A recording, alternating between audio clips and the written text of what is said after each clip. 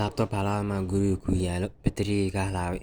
Laptopkaas khasaarin waxaa ku dhisi kartaa home lab. Midaan ujeedid waa mid aan bateriga halaaway oo laakiin oo shaqeynay shaashadiisa oo shaqeynaysa. Marka maxaa sabab u dhisaysa home lab?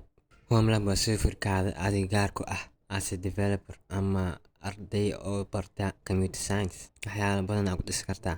Waxyaalaha ka mid ah Linux waa very important for developers khaasatan dadka oo backend iyo server iyo waxa rabo inay galaan dhanka cloudka iyo DevOps. Faa'iidada kale ku xigta waxa waa Docker waxa waa software oo ku sameynaya containers. Containers waxaa dhihi kartaa wax camal waa sanduuq oo applicationada iyo projectyada sanduuq dhex gelinaysid si dadka kale u wadaagtid ama dadka kale applicationada sanduuqooda u isticmaashid systemkaada ama serverkaada. Network oo dhanka server macnaa inaad baratid sida serverkaada la shaqeyn kara ama la xiriir kara serverada kale ama clientska. Waxaad ku tijaabi kartaa sida macnaa local machines guriga yaal sida mobilkaada iyo laptopda guriga yaal qaabka loo xiriir karo serverka.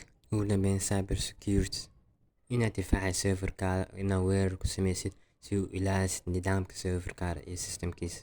Marka tijaabi inaad sameysin home lab waa xirfad aad u faa'iido badan. Like and share for more videos.